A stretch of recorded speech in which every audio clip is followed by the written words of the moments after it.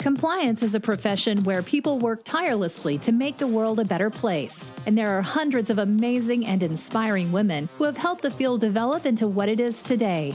Great Women in Compliance is part of the Compliance Podcast Network, so join Mary Shirley and Lisa Fine as they talk with women in compliance who are making a difference. Welcome to the Great Women in Compliance podcast with Lisa Fine and Mary Shirley. I'm Mary Shirley, and today we're pleased to welcome Boon Kim Pham, Senior Compliance Counsel of PVH Corp Asia Pacific, to give us a special rundown on practice in one of the most interesting jurisdictions for the compliance officer, which is China. In my opinion, it's one of the most interesting. And if you're not familiar with PVH Corp, you might be more familiar than you think. There are a lot of famous brands that fall under that group, and I'm sure Kim will help us to understand more of those in a moment.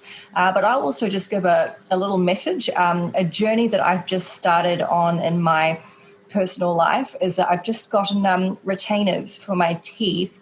And so if I'm lisping or slurring a bit, I do apologize. I think that's going to be the case for the next 8 months. So hopefully the next time we will see each other, I will be dazzling you with my new smile.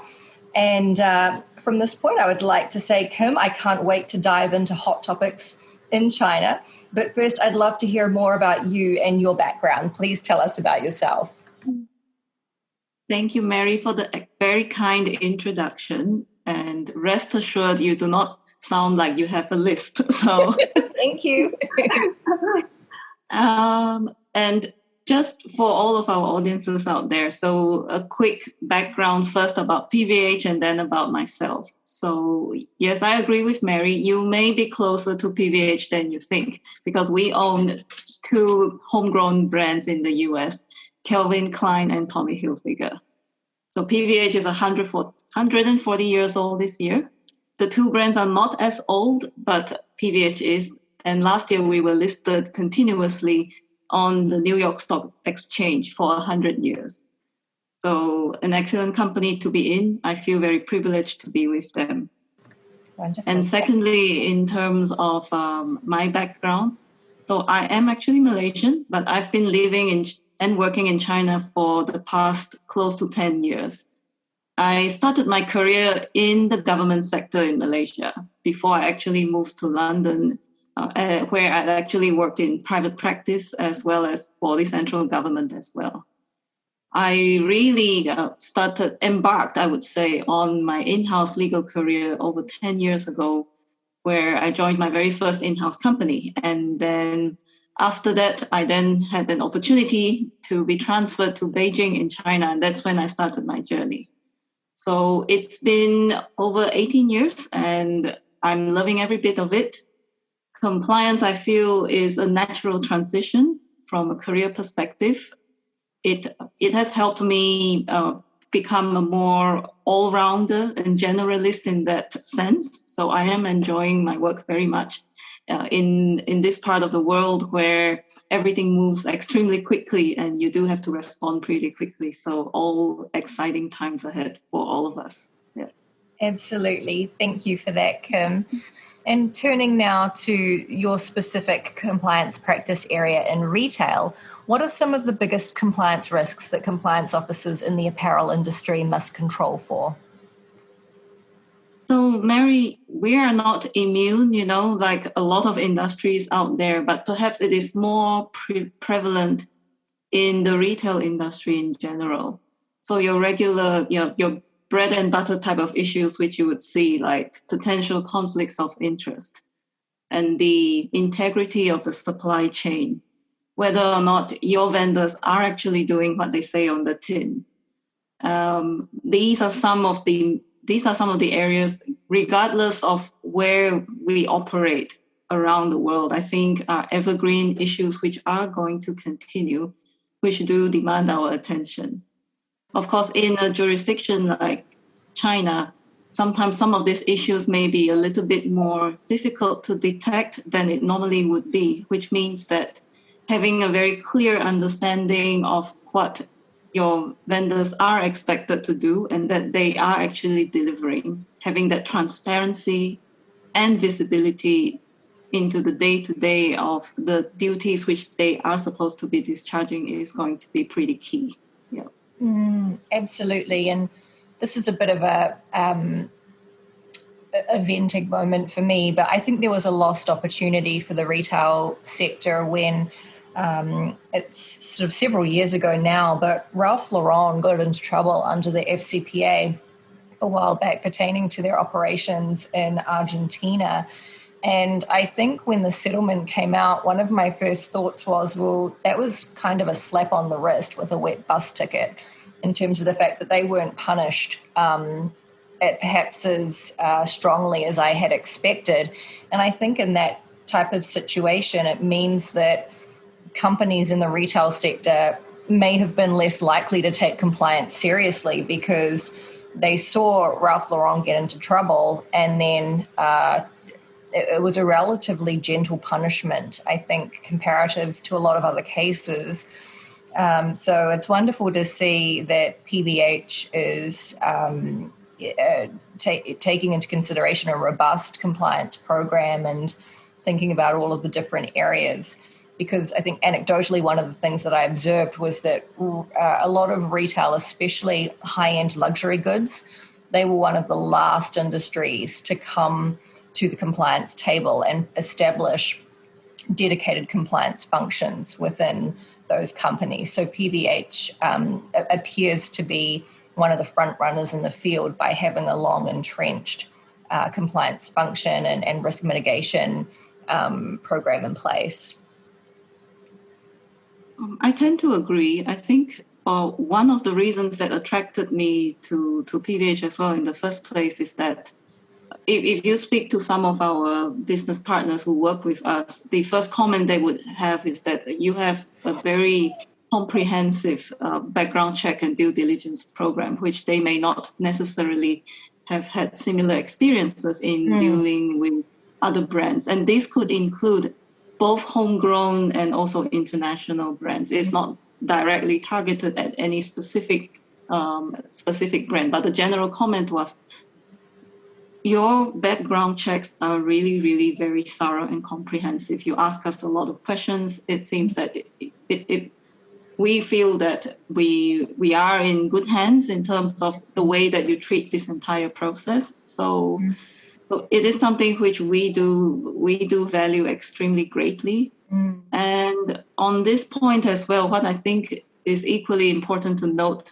is that although data privacy upon first glance may not always be on the plate or within the responsibilities of a compliance officer, let alone part of a compliance program, but that trend is also beginning to change, Mary, especially because collection of customer personal information, how you actually explain to customers, this is how we collect, this is how we process, this is our commitment to you in order to protect your information.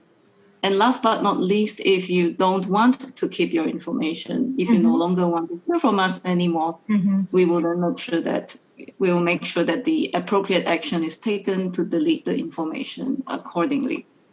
So I would say almost that PVH is a pretty much, I'm not sure if pioneer is the right word, but certainly having the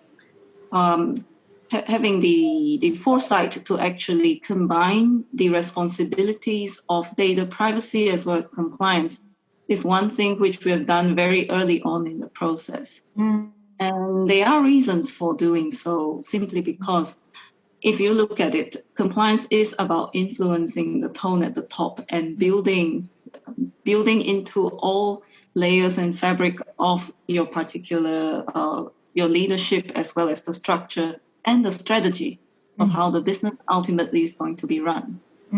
The way that data privacy has evolved over the past few years is not unsimilar. And that means that having a group of people who have had previous experience of actually speaking to the board, influencing leaders at all levels within the company, would then be able to design a program similar to what we would expect from an ethics and compliance program to drive this forward effectively and hopefully seamlessly within all levels of the organization. Yeah. Yeah, I think that's a really good and important point, that data privacy is an area that sometimes we may not have responsibility for, but it's the right thing to do by our clients, by our other valued stakeholders, to treat their data like personal information, like it's something very valuable. And I often joke, if there's something free to attend in compliance, it may not have a monetary value, but I always joke that, you sell your soul to get into the webinar or whatever, because you're providing your personal details, which I think, there's no monetary price on that for me as a consumer. And then not wanting to be bombarded with, messaging and, repeated contact from the company afterwards if I'm not interested in receiving it. And this is a really great place for companies to ask themselves the age-old compliance question of, just because I can, should I still move forward with it? Because even in very well established privacy regimes, New Zealand, for example, and this may have moved on. I used to work for the Privacy Commissioner's Office probably coming up 13 to 15 years ago. I'm not very good at math, as you all should probably guess, because like most of you, I studied law. But even at that time, New Zealand had privacy law in place for quite a long stage. And I was shocked to realize that there was no prohibition against opting out of receiving communications. Like if you were going to stay at a hotel and you needed to provide registration details, if the hotel had made it an opt out of receiving their communications, that was perfectly legal. So my point of view is that from an integrity perspective, I don't want to trick anyone like that. So my preference would be, if I was setting up something, if I was handing over details, which I find, I don't know if this is the case in Asia so much, as I haven't been there in a while, but certainly not when I lived there was as common as compared in the US. Almost every time I shop at a store in the US, they ask me for my contact details. And I'm just making a purchase, right? So in my mind, that should be a simple transaction.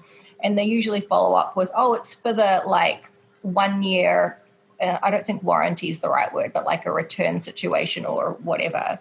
And so I hand over the information, but I don't really know what it's going to be used for.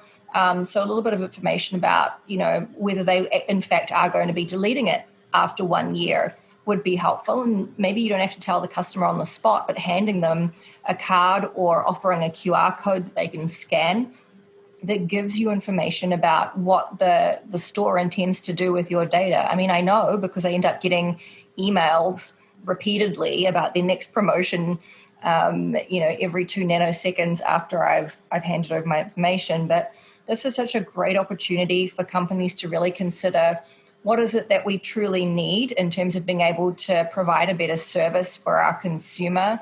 And then are we adequately informing them? If the law doesn't provide for it, and of course today's focus is Asia Pacific, and we certainly do have data privacy regimes flourishing and growing almost by the day in Asia Pacific.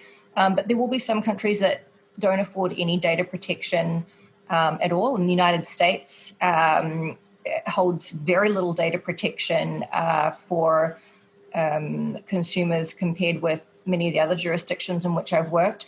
So great area. I love that you brought up that point, because it really highlights an opportunity for us to be going beyond the regulatory compliance officers to the moral and ethical guardians of the company. I completely agree, Mary. And what you have just mentioned in terms of consumers not actually knowing where their data is collected, how it's actually going to be used, and how long it's going to be kept for, is exactly what we don't want to do. So in Asia, and you may know this as well, the laws are evolving and changing. And one of the reasons that this is happening as well is that we've got the GDPR in the EU as a very good example. So it has set standards The CCPA in the United States is also another great example. So whilst we don't actually have a unified region-wide single piece of law, which is compatible or comparable, I would say, with the GDPR. The fact that countries, for example, like South Korea has one of the strictest privacy law regimes. Singapore is picking up not far behind. Japan, APPI as well. And last but not least, of course, China, where the Draft Personal Information and Protection Act was actually promulgated last year in October and is going to be the law once it actually goes through the necessary motions to be passed as law in China. So it is a trend where consumers are going to get more and more, they will be more alert in terms of how their personal information is going to be used. And having a choice in the matter and providing the consent is going to be key.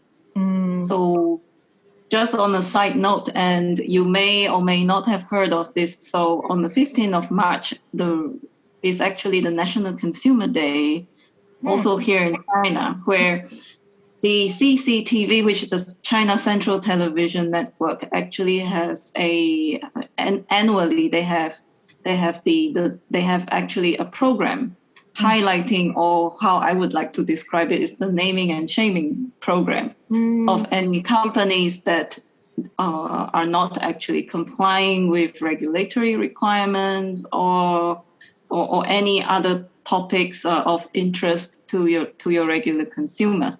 Wow. So what was interesting was that in this year's program, there were a couple of companies who were actually named and shamed for actually installing closed-circuit television cameras in their retail stores without actually notifying the consumers that they were actually recording. And recording is one thing, of course. It was the facial features, which are part of your biometric data, which was then captured.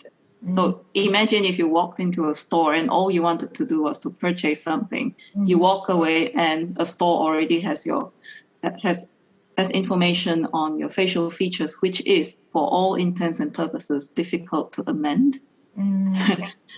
It is unique to you. And the next time that you visit the store, they will have information on which rack or which area, which particular merchandise that you were specifically interested in. So obtaining customer consent effectively and having a clear record is going to be the trend. It will not be okay. Yeah. So it is comforting, at least for us actually working in this part of the world, that it is not okay to actually think that I don't need to let a consumer know that I'm actually collecting your information and I can use it however I want. Those days, thankfully, and I'm pretty optimistic about this, will be gone at some point. Because the trend of the regulations are heading this direction. And it's a pretty easy fix in those circumstances. I assume that it would comply with the China law if the stores simply put up a notice at the entrance or in the window, which clearly shows that there is a recording mechanism taking place, and therefore the consumer then has the option to make the decision whether or not they still want to enter the premises armed with that information. Absolutely. And also in terms of the facial recognition, swipe your face in order to make a purchase, which sounds like such a convenient thing to do these days, especially over here. What the regulators are going to expect as well is that, are you giving people a choice where you have an alternative method of payment? Right. What if somebody does not want to actually provide this information? Can they still make a purchase? So these are the things which any company that is consumer facing is going to have to be thinking about. Yes. Well, that sounds so futuristic to me. I don't think New Zealand would ever have that kind of technology in place for many years. So maybe sometimes it's a benefit being a little bit behind in advanced areas. So is that the case already in China? You can pay with banks? Yeah, but you never know. It could come faster than we all think. Oh, okay. So currently it's not possible to pay with your image or your likeness? You can pay. You can pay with an app where if it scans your face and it recognizes you, there are certain stores where you can do that. Oh my goodness. Buildings, you can enter buildings by swiping your face as well. It's not something which is unheard of here in China. Oh, yes. Well, I was a bit behind, and I only just started using Apple Pay within the last probably 15 months. So this is feeling very technologically savvy for me, I have to say. One of the most interesting features in China that has the world curious is the social credit system and how that is working in practice. And I think for my impressions, the media at least has made it seem like it's incredibly intrusive and pulling together a lot of information about the individuals of the country. Will you explain a little bit more about what it is and what some of the compliance considerations are, please? Sure. So I think just to level set everyone and anyone who would then be listening in for our audience, the important thing is that the social credit rating system shouldn't be something which is a completely new or novel concept to most of us living in other jurisdictions. So how it is a little bit different in China is that it wasn't centralized. That's the difference. So the different government offices, or we would call them bureaus over here, would have over the past many, many years have collected information, but only pertaining to their area of responsibility and governance. For example, the Tax Bureau, the Customs Bureau, the Labor and Social Security Bureau. So they would have, and also, of course, not forgetting the Administration of Industry and Commerce, which then became the Market and Supervision Bureau, which is the commercial registry. That's one of the easiest ways to understand what the Market and Supervision Bureau would be. So at a very, very high level, the aim of the corporate social credit rating system, because there is already an individual social credit rating system already in place for the past few years.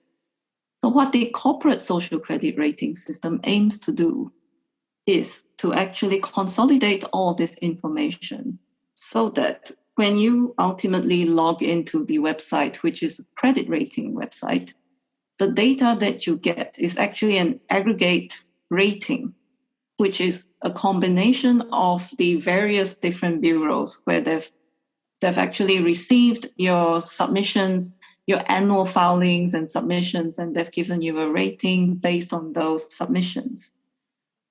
So what it hopes to do is to actually, for people to be able to see when you're doing a background check on a company, for example, and you see that, oh, this is the rating, and I can make a decision whether or not I would like to go ahead with this company as a business partner, service provider, etc. The other thing which I did also want to mention is that in varying different ways of actually enforcement in terms of the decentralized approach, we have actually seen, for example, in 2016, the Social Security, the Labor Law and Social Security Bureau actually implemented a naming and shaming program where companies, if they didn't actually pay the adequate amount of Social Security, could be subject to penalties and fines, including being named and shamed on the website. And this could affect the credit rating of the company. And a more recent one, although it seems almost very far away, was that last year in April, during the peak, or not so much the peak period anymore from a COVID-19 perspective within China anyway, we were beginning to see some form of stability. But the General Administration of Customs actually on the 9th of April issued a guidance saying that we will actually take action against companies whose key personnel are dishonest about their health status whenever they are entering China. And this will impact your credit rating. So these are some of the examples where you've seen enforcement action taken, not so much at a central level, but perhaps more bureau specific. So these are examples of how it could work in practice. And the other key feature as well for the social credit rating system is that not only do we have to ensure as a company, not only do we have to ensure that everything is in order, the other thing to take into account as well is that are you working with credible third parties? Because the credit rating of the third party could adversely affect the rating of the company that is looking to work with them as well. Oh, that's very compliance synergistic, if that's a word. Obviously gets us excited once we hear that the reputation of third parties could affect our own ratings. So that's a key compliance issue, I take it. So, yes, absolutely. The thing is to remember, though, is that this is still very much in development. We were of the understanding, certainly from publicly available sources anyway, that that more clear guidance was going to be issued last year. But we have yet to see those coming in, which means that perhaps more thought and more work is actually being put into this program, this system. And we could see, we may see more clear guidance, although I have no idea when they are going to come out. But from the way that the trend of how laws are actually developing over this part of the world, I believe it is safe to say that it can only get more strict and more comprehensive. It wouldn't actually be a watered down approach.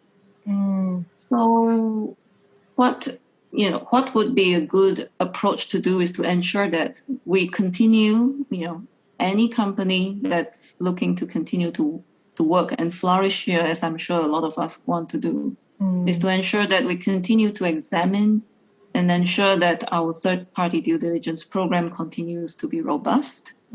That is always going to be a key area, I believe, for any company, regardless of industry, looking to work here, and truly thrive as a business in China. Yeah. That's really interesting because what you've described doesn't sound anywhere near as egregious as the connotations from the media. And so I was imagining things like if you've had a bad day at work and call a friend to vent, and then Siri or some equivalent listens to you dissing your company and being disloyal. Well, they're categorizing it as being disloyal. I personally think that it's unrealistic to think that there's ever such thing as a perfect company and a perfect job. And there are always going to be some things that aren't that great. And it's unrealistic to deny those factors exist.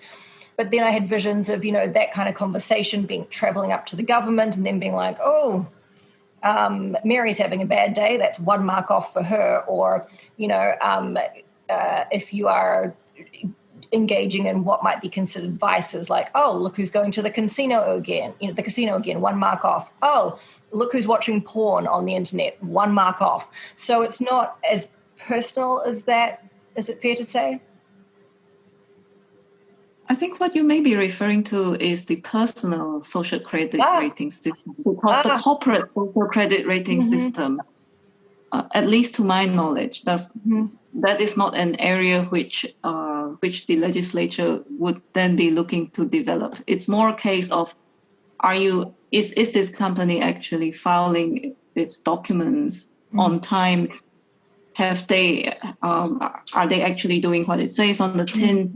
Are they actually incorporating companies, many shell companies, when they have no need to do so?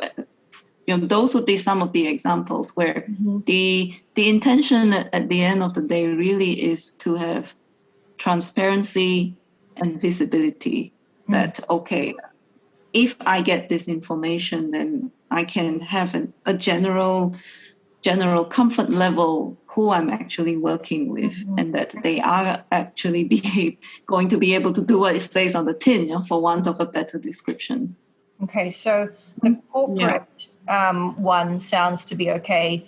Then there's a personal one that's separate, and that may be a little different in terms of the information that's being gathered for each individual person's scoring. The personal social credit rating has been in place for a few years now, as early as, and of course I stand corrected, probably in 2014. So one of the areas where we've seen it in practice over the past few years is when people behave badly when they take public transportation. They could get blacklisted, so jumping the queue or physically assaulting an officer who's working on the train, for example, not cooperating. So these are some of the action that can be taken where they could be temporarily barred from taking flights for a certain period of time. So these are some of the enforcement type actions which we have seen, and it is publicized. So not the ones to the extent what you have just described, not to my knowledge anyway. Okay. So, yeah. Cool. Well, I was just horrified earlier this week to read an article about a man on a flight in the United States who sounds like he was on drugs, but proceeded to bite off the ear of the person sitting next to him. So I would be fully for that type of thing to be in place universally, where if you're going to bite off a piece of someone else's anatomy, you probably should be banned and more for that. So that sounds reasonable to me, and I look forward to potentially other countries adopting such a measure to curb extremely egregious behavior in public that harms others, especially. Absolutely. Completely agree. Yeah. Excellent. All right. So the next question is about some of the case law in China. And the GlaxoSmithKline case signaled strong local enforcement of bribery all the way back in 2014. And of course, that was an explosive case just because the facts were so juicy in it. Since then, what have been some of the other trends in local anti-corruption enforcement? So I would even put the clock back a little bit further to December 2012, when President Xi Jinping came into power. So, of course, GlaxoSmithKline came 2 years later. But in terms of trends, what I would say is this. We don't expect enforcement action to slow down anytime soon. There is, work is actually very much being carried out in this area. We may not see big cases being publicized on a daily basis these days anymore, but work is still very much going on. And also here, I just wanted to share with you as well, Mary, in terms of a couple of key timelines which show that, at least from a government enforcement perspective, they are serious about continuing to ensure that this is a clear ecosystem and a clean and fair place for people to actually be able to do business.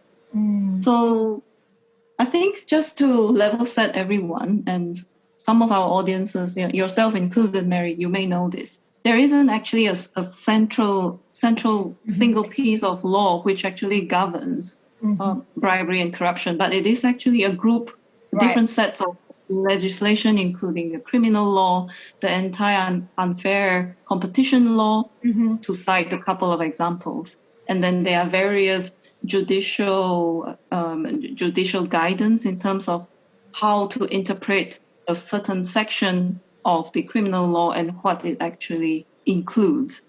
So this is basically a whole group of different types of regulations, which then would fall within the huge umbrella of what we now know to be the various laws governing anti-bribery and anti-corruption.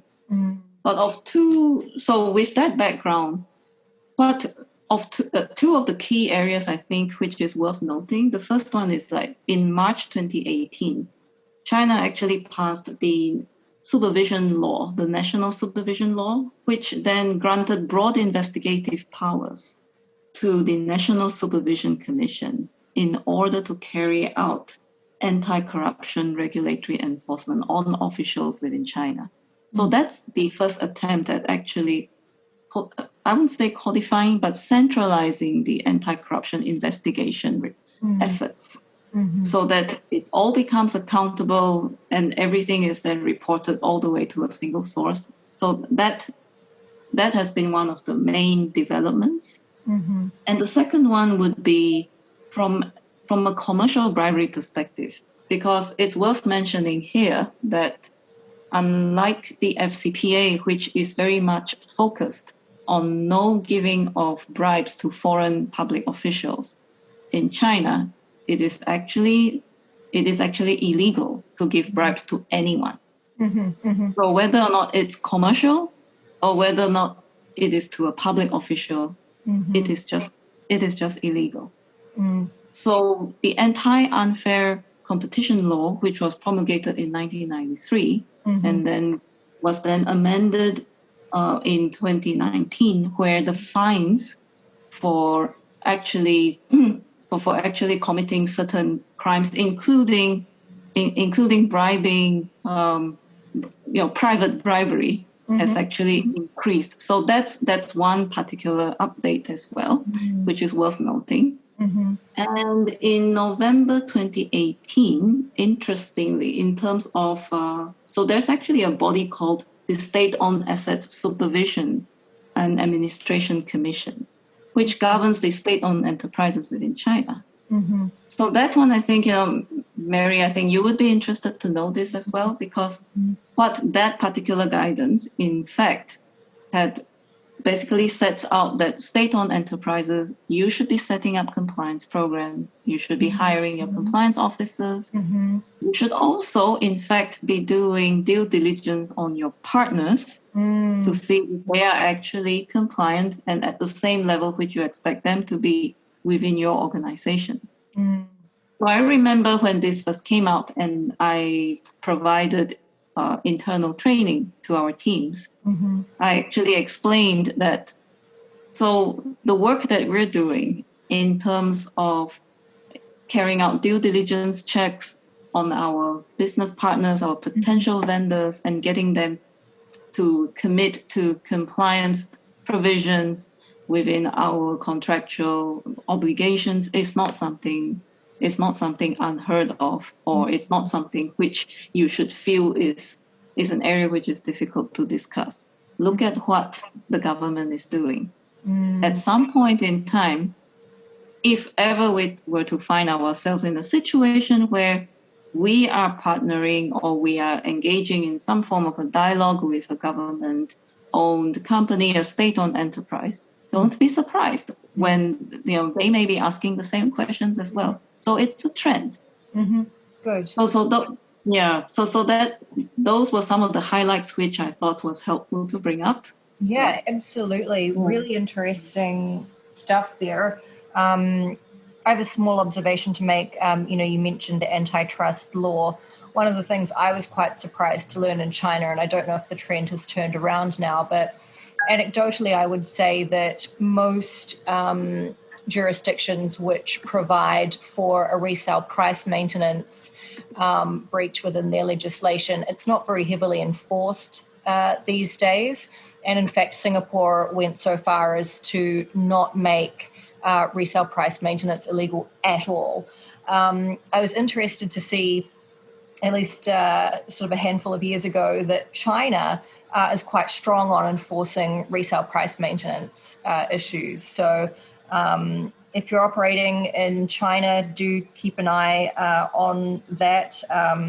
It may be more lax in other areas, but I believe China takes it seriously and enforces pretty strongly. And the other thing that you brought up that I thought was interesting is I feel like companies focus too much on defining for their colleagues what a government official is. when there, in my opinion, because there are so many local jurisdictions where, like China and like the UK Bribery Act and a whole host of others, it's illegal to bribe a government official, but it's illegal to bribe the everyday man walking down the road as well, not just your public people. And from an ethics perspective, shouldn't we be encouraging our colleagues to just not bribe anyone at all? Like, why are we focusing on this is the definition of a government official, please don't bribe them? We want to do business honestly and fairly, so let's not bribe anyone. And then you're probably, for those of us who are in multinational corporations, you're probably restricted from bribing public persons anyway. So in my mind, while it is important to canvass the government official aspect of the FCPA from time to time, I think some companies spend way too long going through examples of what falls under the definition, when from an ethical perspective, we should be telling our colleagues full stop, we do not bribe, we do not tolerate bribery at all. And that's the key message, not just, it's probably going to be okay as long as it's not a government official, which I know is not the actual message, but that's how I almost interpret it if we're going to focus too much on the government official definition. That's an excellent point, Mary, because like you said, it's better to actually go to the bare basics, to actually ask everyone the question, why would you need to pay a bribe if you, as a service provider, if you are good at what you do? Because the only consideration if a vendor should or should not be on a company's books is whether or not they are able to provide a good service at a reasonable and competitive price. Exactly. That should really be the only two main considerations and nothing more. So one thing which I've always advocated within the company and also in discussing with my peers as well is this: the main thing is to see what are the areas, what is the story which makes you proud about working for the company, so that you can actually equip your colleagues to say that, like, I'll give the example of PVH. I said, we are a 140-year-old company listed on the New York Stock Exchange for 100 years. So we do not, so first of all, we would not have to accept anything from anyone who tries to influence the decision-making process in terms of who gets to be a service provider. Likewise, a company of this heritage and standing also will not stand for any kind of unethical practices. All we're here is to ensure that this ship, which has been on her journey for more than a century, continues to do so and continues to thrive and flourish. So having this conceptual, high-level type discussions is equally important than just saying, okay, today we're going to talk about what is a government official. Because that is literally just one part of the equation. It really means a lot more. Because in fact, the FCPA, the inaccurate books and records provision is actually a lower hanging fruit for the enforcement. It's the easier one. The way I look at it anyway. So, so ensuring that our people are proud, no matter which organization you're in, you must be proud. If not, you wouldn't have worked for the company in the first place. And because you are proud, this is how you should be behaving. So I think that's really key in terms of getting the message across. Thank you for that, Kim. Of course, yeah. The next question I wanted to ask you about was in regards to key priorities for compliance professionals who have oversight in China. I just wanted to share, in preparation for our podcast recording, you had informed me that the tigers and flies metaphor is no longer used. And for those of you who have been looking after international compliance programs for some time, you may recall Xi Jinping, the head of China, was really on a corruption campaign, an anti-corruption campaign, sorry. And his reference to tigers and flies was in respect of saying it does not matter who you are, whether you're a high-ranking government official or relatively junior, I don't care, I'm going to root out corruption. And off he went on his campaign. And Kim very politely informed me that the phrase is no longer used. And so I feel terribly out of date. I have been out of Asia since the middle of 2017. So, dear listener, a little tip for you. You're not cool anymore in compliance if you're using the words tigers and flies. So, Kim, please help us. What are some of the key priorities that we should be looking out for in our international compliance programs with regards to China in 2021? I think a couple of things. So first of all, although the terminology tigers and flies, we don't see it as often as we did in the beginning. The enforcement efforts continue to be strong, which means that it doesn't matter who you are. So that statement still holds true today. So it really, at least from a government corruption enforcement perspective, it really doesn't matter if that government official is in a fourth or fifth tier rural city. If something has been done and it's not, and it actually violates anti-corruption, then appropriate action will be taken. So I think that is still important to note. There are no signs of slowing down. It's just we don't actually see the terminology used as much anymore, which is why I mentioned that the tigers and flies are in the beginning, yes, but now not so much. Now, coming to your question in terms of what are the priorities, I think quite very, very importantly, especially given last year what the world has been through, COVID-19.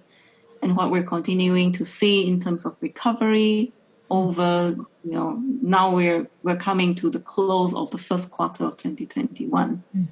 One area to always bear in mind is to take a pulse in terms of how effective, for example, is the speak up, the speak up culture, as well as the hotline program, and how confident people are in speaking up. That is specifically after what everyone has been through, the extended working from home, the lack of FaceTime, and all of this.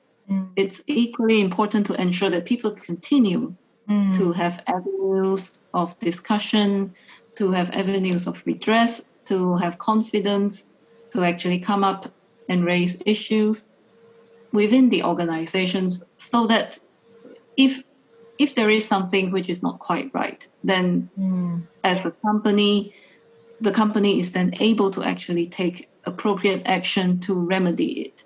So I will give an example in terms of Premier Li Keqiang. So on the path of recovery last year, in light of the COVID-19 situation, what he was quite worried at the time was that, okay, we're on the path of recovery.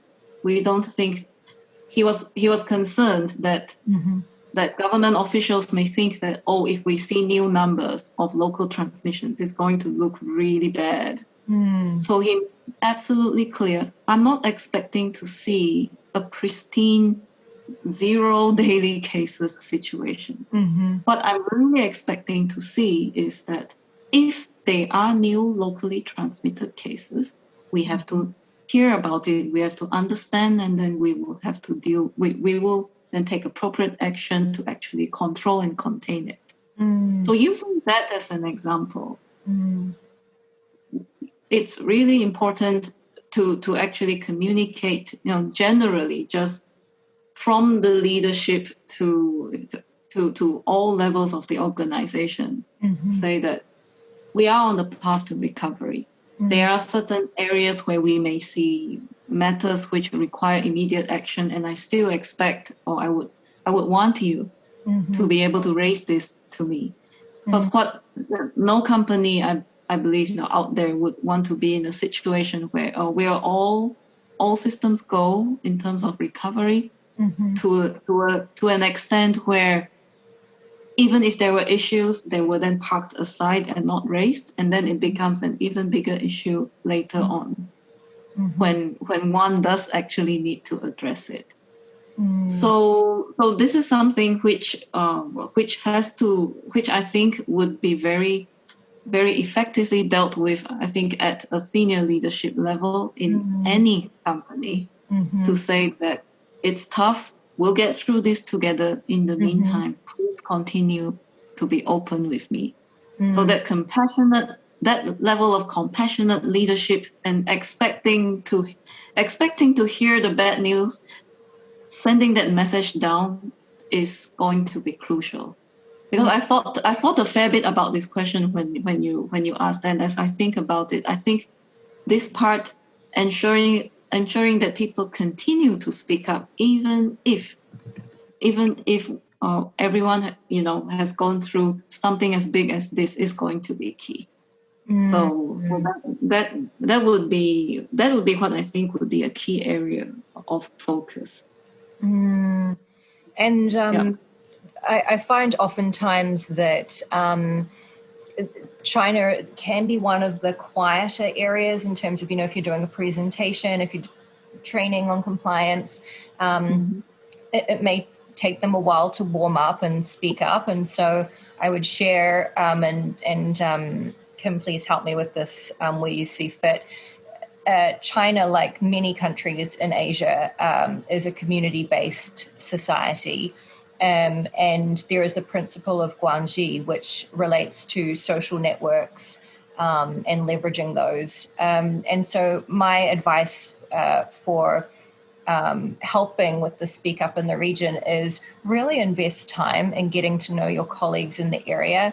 And it may be worth, if you have the time, and to think about having coffee catch-ups virtually with colleagues in China one-on-one, and build those relationships to help you get to know each other. And of course, that's common sense generally.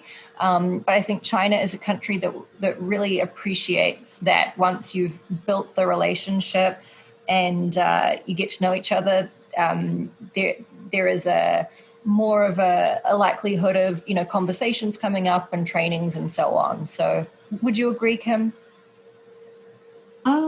I would agree to a large extent. I think what I would add on is the consistency of the level of contact, and also ensuring that even because last year the one thing that we couldn't do was to actually have more FaceTime. Exactly. Well, in that particular situation, making sure that we still use other avenues and methods of communication, and ensuring that you continue to knock on doors or be more proactive as compliance officers is going to be key. Because people are pushed to actually try and meet targets, for example, and it's a really difficult time, and and things are moving and changing so quickly. So they are going to need more support and advice than when we were in more peaceful times. I think that's the best way I can describe it. So, of course, I think we have always been trained somehow by the nature of our work to be proactive. But during these difficult times, it's even more important to ensure that we continue to engage in frequent conversations. Building the relationship is one thing. Ensuring that there's consistency and providing that level of comfort and security that I know I can come to Mary if I have a question or a problem. I know I can come to Kim if I'm not sure about something. I'm not actually going to be penalized because I don't know something. So having this mindset is actually going to be pretty helpful, I think. Yeah. No, the one thing as well, I think it's not it's not just Premier Li Keqiang who really values this, as we recover, to make sure that there's still transparency. I think the United Nations recognizes that as well. Because very interestingly, and you may have noticed this, the theme for last year's World Anti-Corruption Day was actually to recover with integrity. There must be a reason why they've actually raised this, to ensure that to grow and recover is an absolute necessity. That's just how businesses have got to work and come back to some form of normality as much as they can. But it's also important to ensure that ethical values continue to be upheld and championed even during difficult times, because difficult times will come to pass. And these are some of the talks or some of the conversations which I personally have found that I've had, discussions even with other peers as well. How do you continue to have conversations with colleagues to ensure that they still feel comfortable coming to us as a function, coming to us as a colleague, coming to us for support, for a discussion? It's really this, to say that it will at some point come to pass, and we want to look back and heave a sigh of relief to say that even during the toughest of times, we still continue to ensure that we do the right thing. And I bet all the compliance officers in China smiled once that campaign was released. I'm pretty sure of that. What are your thoughts on the role as a compliance officer, as a leader within an organization? I think a compliance council officer, it doesn't matter what your title may be, you are a leader.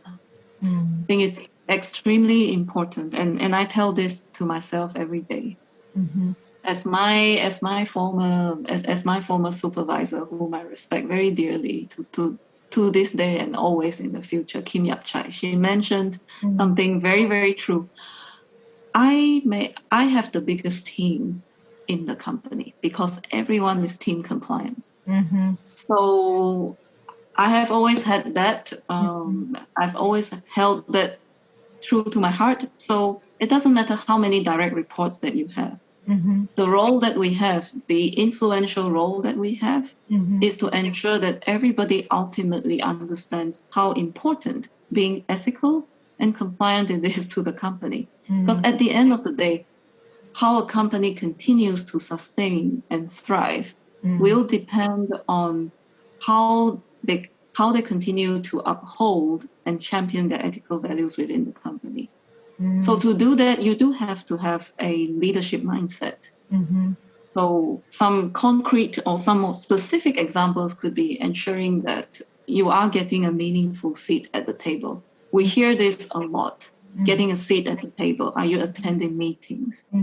But more importantly, as we go on to version 2.0, 3.0 of how we expect our careers to actually grow and thrive, is constantly challenging ourselves. Am I doing enough to actually partner, or am I doing enough to actually engage in meaningful discussions with the senior leaders of the company?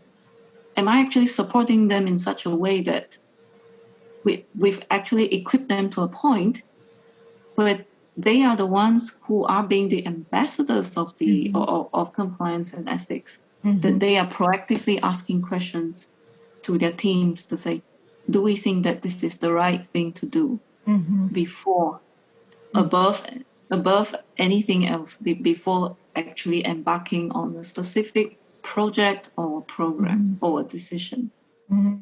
Well, ultimately, that is the goal, I think, that certainly for myself, that I'm trying to build towards. So and I find that by having this thought process, it can be pretty powerful, because it then changes how you think. It would not be a case of, I haven't actually, I'm not sure if I should be getting on the calendar of somebody's agenda. You will think, how am I actually going to get on a particular senior leader's calendar. And I do want to get on the calendar because. So those are the types of, I think, leadership traits which we, or if someone in the audience hasn't done enough of it already, it's something. This is a good opportunity to do so. Actually, to say that here's what I can actually do for you, and this is how I'm actually adding value to the organization. Be prepared to actually meet with closed doors, but nothing ever comes easy. But if you are persistent enough and you are consistent enough in your approach, then it will yield results. And I'd really like to share an example without any names mentioned, of course, but I thought it was a pretty powerful message when a former business leader addressed his team of salespeople in a nationwide conference, saying that this lady annoys me to no end, explaining about the importance of compliance and everything. She is selling the hardest concept there ever is in the world, and I am buying it.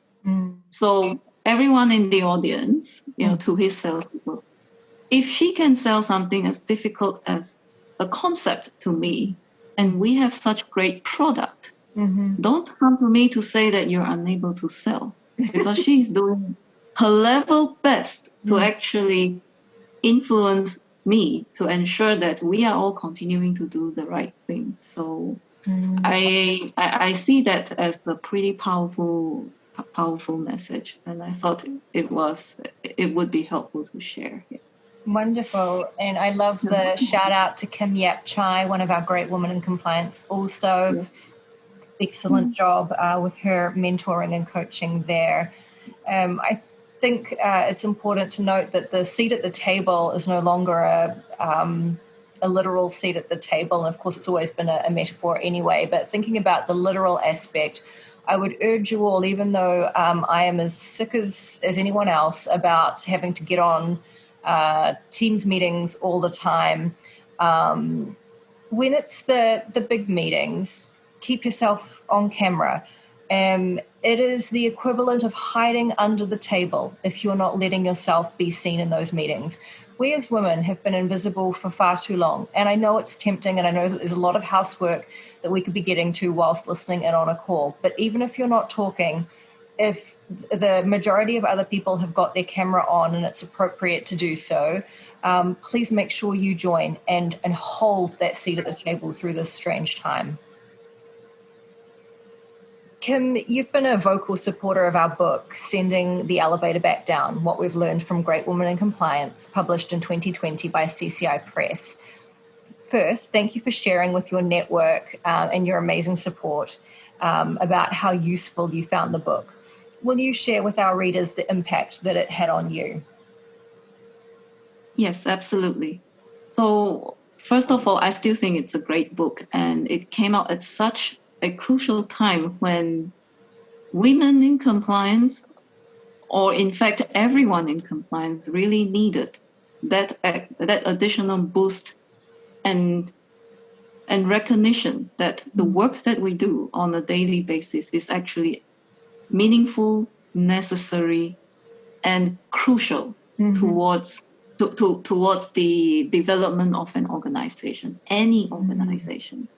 So the stories which the many great women in compliance in that book have agreed to share are very refreshing and really made me think in terms of, yes, some of the problems which you may be facing, you're not facing on your own. In fact, many times you could find answers by actually being part of a wider support network and a wider support group, which is absolutely imperative. And the book came out at a time, I think, when people were more focused in terms of, okay, how am I going to continue to pick up the pieces from where we left off? And the book didn't just focus on compliance officers' stories from the COVID-19 period, but it was from other eras as well. So as we look, it's always good to actually look at history or your past experiences, because you then realize, actually, I had to deal with something a lot bigger than this. And what was the decision that I made at the time? So that was really powerful. And I love the title of the book, Sending the Elevator Back Down, because at the end of the day, we do want more people at the top. It is a natural progression, and it's also part of succession planning at the end of the day.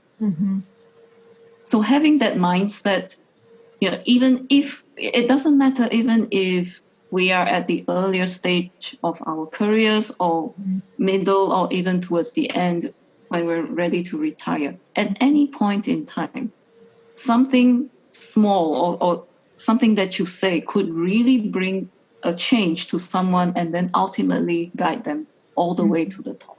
It's these subtle changes which really makes a huge difference. And these are some of the nuggets which I felt that by reading your book, which has actually made a huge difference. That's wonderful news. Thank you so much, Kim. And thank you for your time participating today and sharing the insights and showing us a little bit about what it's like to be in the shoes of a compliance officer in China. Really appreciate it. Yeah. Wonderful. I guess the only last thing that I would mention just in passing, just thinking about sending the elevator back down, I would also encourage, and this applies wherever you are, but if you are working out of China anyway, it's important to actually be, to participate in chambers of commerce to try and see what differences that you can make to the wider community. And these are organizations like this will enable you to actually benchmark, meet peers, and also share your experiences and make a huge difference. I think it's really important as we carve our careers. We must also be thinking how much of a difference what kind of impact are we leaving behind for this profession? Very, very important. Yep. So that was all that I wanted to say. Well, thank you. Impactful last words there. Thank you so much, Kim. In order to wrap up today's episode, I'm going to do a shout out to a couple of male allies, which we have done on the podcast before. And I think it's important to keep recognizing those who support women generally and, of course, in our field. So first, shout out to Chad Kleist, really interesting fellow who's a compliance director. He wrote his dissertation on global ethics and feminism and is a wonderful support to the podcast and a regular listener. So hi to Chad and thank you. And second, I wish to mention Maurice Gilbert, who many of you, particularly in the United States, will probably know of. He, I believe, founded Concilium and is now the managing partner of Concilium Compliance Search. He's no longer in ownership of it, but still plays a pivotal role. And what he's currently doing is building a practice group to help place women in board of director roles. And he's looking for, if there is anyone in our listenership with at least a 25-year professional career and you desire a board role, you can reach out to Maurice on +1 214 213 8875 or maurice@concilium.com. So for those of you who are looking, I don't believe there are very many concerted places which are dedicated to compliance officers and women at that finding board positions. So I'm hoping that will flourish. And thank you to Maurice for supporting this particular line of work. And I hope that some of our listeners are thinking right now, oh, fantastic. I had been wondering how I was going to get my first board position, and now some help has landed on my lap. So that's all for us today. Thank you so much, everyone, for listening in. Lisa and I wish you a very pleasant rest of your week, and we thank you for your listening into us and getting in touch. Thank you for everything. Thanks for joining us for this episode of Great Women in Compliance. We hope you'll join us in honoring the great women in the compliance field by subscribing to this podcast and leaving a review.